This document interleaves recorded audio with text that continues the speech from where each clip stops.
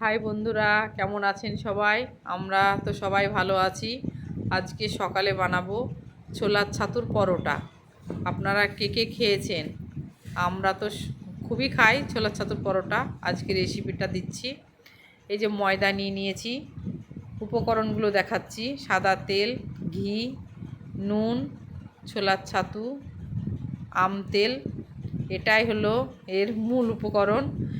আম তেলটা লাগবেই, চিনি, জোয়ান, কাঁচা লঙ্কা, কালো জিরে, আদা কুচি, পেঁয়াজ কুচি। পেঁয়াজটাকে একদম বারি বারি করে কুচোতে হবে, না হলে পরোটা বেলা যাবে না ভালোভাবে।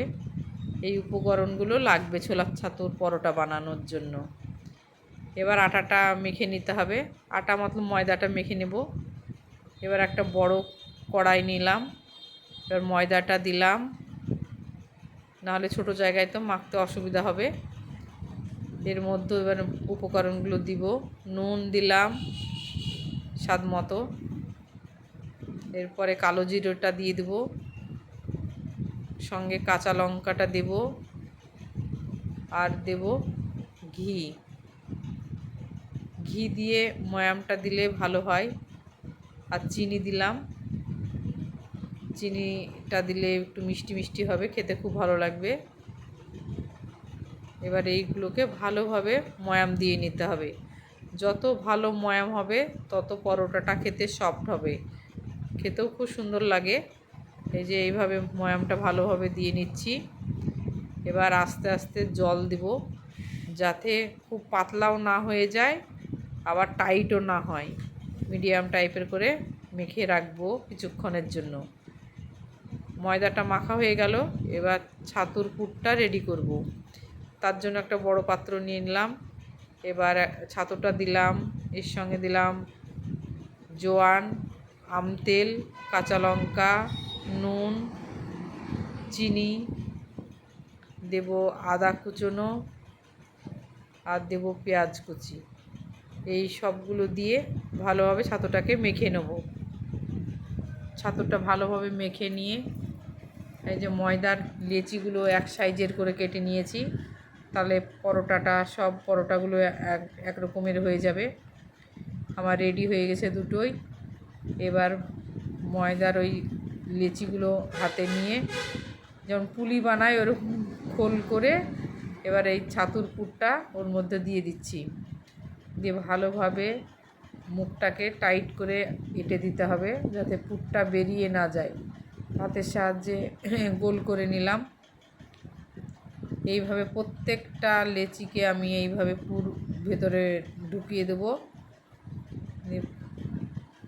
এই যে এইভাবে আমি যেভাবে দেখিয়ে দিচ্ছি এইভাবেই করবেন বন্ধুরা। মুখটাকে ভালোভাবে টাইট করে নিতে হবে, না হলে বেরিয়ে যাওয়ার সম্ভাবনা থাকবে। আমার এই যে প্রত্যেকটা পুর ঢোকানো হয়ে গেছে। এবার বেলে ভাজার পালা। আমার নিয়ে চলে এসেছি গ্যাসের কাছে। এবার এইখানে বেলবো। আর বেলার সময় খুব জোরসে চাপ দিলে হবে না, আলতো হাতে বেলতে হবে, না হলে ওই পেঁয়াজ কুচি আদা কুচি সব বেরিয়ে যাবে। এবার আপনারা এটা যদি মনে করেন ঘি দিয়ে ভাজবো সেটাও হবে, আমি তো রিফাইন অয়েল দিয়ে ভাজছি। আর এত সুন্দরভাবে ফুলবে, একদম রুটি যেমন ফুলে এইরকমভাবে ফুলবে, খুব ভালো লাগে। ভাজতেও ভালো লাগে, খেতেও খুব ভালো লাগে। আমরা তো খুবই ভালোবাসি খেতে। আপনারা কে কে ভালোবাসেন? যারা না ভালোবাসেন তারাও একবার ট্রাই করে দেখবেন, আর খেয়ে বলবেন কেমন হয়েছে। এই দেখেন বন্ধুরা, কি সুন্দরভাবে ফুলে গেল। এইভাবে আমি প্রত্যেকটা পরোটা ভেজে নিই, আপনারা দেখতে থাকুন। এর স্বাদ তো দুর্দান্ত লাগে। এটা আপনারা আচার, যে কোনো আচার দিয়ে খেতে পারবেন, তরকারির সাহায্যে খেতে পারবেন, মিষ্টি কোনো খাবার দিয়ে খেলেও ভালো লাগবে। আমার তো শুধুই খেতে ভালো লাগে, কেননা সব কিছুই দেওয়া থাকে এর মধ্যে, নুন মিষ্টি ঝাল সবই থাকে, শুধু খেতেও ভালো লাগে। আমার তো চা দিয়ে খেতে খুবই ভালো লাগে। সে যে যার পছন্দ সে তাই দিয়েই খাবে। আমার প্রত্যেকটা পরোটা এইভাবে ভেজে নিচ্ছি, দেখতেই পাচ্ছেন। আর এত সুন্দরভাবে রুটির মতো ফুলে যাচ্ছে, খেতেও অতটাই সুন্দর হয়। আপনারা বাড়িতে বানিয়ে খাবেন আর আমাকে কমেন্টে জানাবেন কেমন লাগলো। প্রায় ভাজা হয়েই গেল আমার সবগুলো পরোটাই। দেখুন বন্ধুরা কি সুন্দরভাবে ফুলে যাচ্ছে। আর খুব জোরসে দিলে হবে না, আঁচটা একটু মিডিয়ামে দিতে হবে।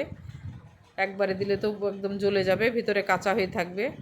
আস্তে আস্তে করে আমার পুরো পরোটা ভাজা হয়ে গেল। দেখুন দেখতে খুব সুন্দর।